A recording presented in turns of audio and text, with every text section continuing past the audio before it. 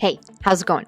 Today I'm talking about how to get a proof of time for RunDisney. This is Running to the Castle, a podcast for injury-prone RunDisney runners on a journey to running magical miles. Join me, Dr. Allie, as I share the secrets I've gathered as a runner, doctor of physical therapy, and coach. You'll learn the exact ways I get my clients to the castle strong without feeling broken or held together with KT tape as they cross the finish line. Okay, so at the time of recording this, you likely just ran over marathon weekend, Dopey, the half marathon, Goofy, and you're thinking, well, I was in the last corral, and boy, was I nervous that the balloon ladies were going to catch me. So if that was you and you want to get a proof of time for next year, here is what you need to do. Now, I will say that big, drastic changes don't happen in 1 year. So I'm going to talk about the time requirements for the half marathon and the full marathon in today's episode, because you don't need a proof of time for the 5K, definitely, because it's untimed, and you don't need one for the 10K. But for the half marathon and marathon, you have the option to put in a proof of time so that you get higher up in the corrals. But these changes can take a long time. I'm not saying don't work toward it. Definitely work toward it. I want you to set your expectations that if you have a significantly different current time for your race than what the proof of time requires, give it time. It takes time. Now, I will say newer runners make bigger gains quicker than seasoned runners do.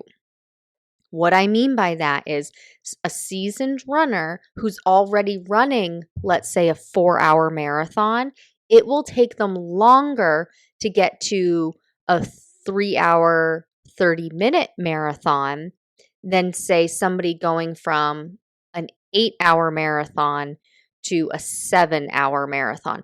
A half-hour jump for the 4-hour marathoner, an hour jump for that 7-hour marathoner. That hour jump may actually come faster to a newer runner than a seasoned runner. And that has to do with adaptation and physiological changes and kind of hitting a plateau, hitting a peak, and things like that it can be harder once you are already in lower numbers. So this episode is for somebody who does not have the time for a proof of time yet. So the proof of time for the marathon at RunDisney is 5 hours or less. So that will put you in a higher corral if you can run, let's say, a 4-hour, 59-minute marathon. You can put that in and potentially get C corral instead of G corral. So C as in cat, G as in Greg, because G is typically the last corral. And once you don't have a proof of time, if you don't put in a proof of time, everybody kind of just gets shuffled in those last couple of corrals randomly. For the half marathon, for RunDisney, the proof of time requirement is 2.5 hours or less. So if you're going to run a half marathon in 2 hours and 29 minutes, you could put that in to potentially get a higher corral. Now, please remember that the corral system with RunDisney also has a component with platinum RunDisney, like Club RunDisney status, where you kind of buy your way into higher corrals. So that does take up some of the corral placement. For example, I had a client last year. She was, I think it's platinum. I think there's silver, gold, and platinum. I think it's platinum is the one that gets you the higher corral. She was in B as in boy, corral, because of her platinum status. So she didn't need a proof of time. So actually, that's a good point. Now that I'm saying that, if you can't get a proof of time and want to be in a higher corral, you can buy your way to that. It does take time because the platinum spots open up for gold members when somebody no longer wants to renew platinum. Gold members get first dibs, and then silver members and the public. But as far as I know, it never gets that far because gold members take it. And then silver members get first dibs on gold member status when when somebody no longer wants gold and either drops out or moves up to platinum. Silver gets that option and then it goes to the public. But usually it's just that silver goes to the public. So how do you actually get a proof of time for runDisney? There are a couple of things that you need to work on and a couple of dates to keep in mind and a couple of race distances to keep in mind. So to get your proof of time, to be eligible to move up, you need to get this proof of time by a specific time frame. So for marathon weekend, as an example, last year, the proof of time was needed by July 1st, 2024 for the January 2025 race. I am assuming it's going to be the same again this year because the race weekend is roughly the same weekend year after year. So I'm assuming that that's still going to be needed by July 1. So you need to make sure your proof of time is in by July 1. The different race distances you can do. So for a marathon, proof of time results, you can use a 10-mile race, a half marathon race, or a full marathon race for marathon proof of time. Guys, I'm reading this directly from runDisney's website.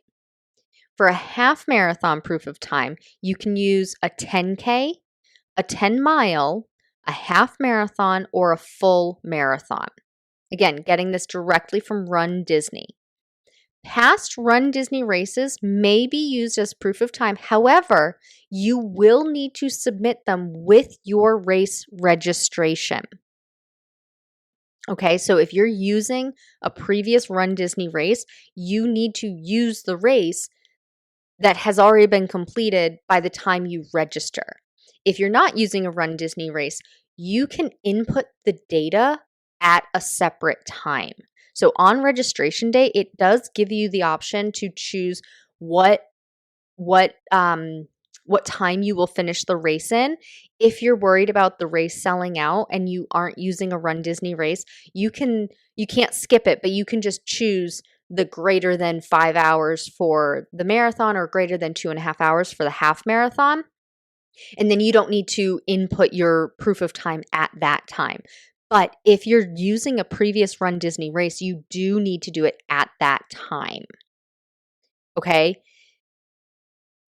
If you submit a proof of time from a race distance other than a half marathon, an industry standard calculation will be applied to equate your time. So if you use a 10K for the half marathon, they're going to use an industry standard to match it. Proof of time requirements, they cannot be self-timed.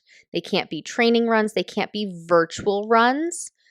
They must be provided by the participant for each individual race from an officially timed race. And they must be one of the below listed distances. So again, I'm reading this from runDisney. So I've already mentioned the race distances and within the times noted on the proof of time page. So it looks like it just needs to be an officially timed race. I haven't put a proof of time in yet for runDisney, but from what other runners say on Facebook groups, clients I've talked to, it needs to be an officially timed race where you have a link back to race results. Okay? So those are pretty simple ways to make sure you get your proof of time. You need to sign up for that qualified race. So you need to make sure that your race is going to happen before July 1st of the year. Now, this is just the example. I'm using the example for marathon weekend. runDisney, when they give all of the registration information for the race that you're looking for, they say when the proof of time needs to be in by. So when you register for Marathon Weekend 2026, that registration for Club Disney is the first Tuesday in March. For general population, it's March 11th of 2025. When you register, when the information comes up to register, the proof of time details will be there. So make sure that you've signed up for a qualified race by that date. I'm anticipating it's going to be July 1st, but make sure you look at Run Disney's website, or after that information has come back, you can come back and ask me because I'll keep track of that information. But you need to make sure you're signed up for that race and then race it. So how do you actually get your proof of time? Well, you need to work on getting faster. It's a simple answer. You need to work on getting faster. And so getting faster is going to involve specific speed workouts. It's going to involve specific strength workouts, using your cross training, you doing your long runs, but coordinating all of that together so that you have the energy to go hard on your hard days, go hard on those shorter speed work days so that you actually improve your ability to run fast. And then incorporate that specifically and strategically into your longer runs so that you can go the distance faster. Pretty simple. You need to work on getting faster. And so you need to strategize your training schedule, your weekly, monthly training schedule, to make it so that you have the energy to actually work on getting faster. Okay, so that's how to get a proof of time for Run Disney. Making sure that you know what time frame you actually need. So if you're doing a marathon, it has to be 5 hours or less in order to be bumped up in the corral. It's possible. I've had clients improve their time year over year and get faster and faster. Are things you can do to get that time even faster, making sure that you're staying healthy and not injured. Working on getting faster, running your slow runs slower so that you have the energy to go faster on your specific speed workouts. So getting a proof of time can help improve your chances of getting higher up in the corral, so then you don't have the balloon lady scaries and you can have time for character stops if you want, and really enjoy your time in the parks. For the runners that want to finish their next Run Disney race stronger and faster so you stop getting injured, you beat the balloon ladies, and you cross the finish line, I invite you to check out my newest program, Stronger, Faster, Finisher. Get the workouts you need to build speed, stamina, and strength. If that sounds like something you're looking for your next race, visit the link in the show notes to learn more. As always, thanks so much for listening. That's all for now. Talk to you soon.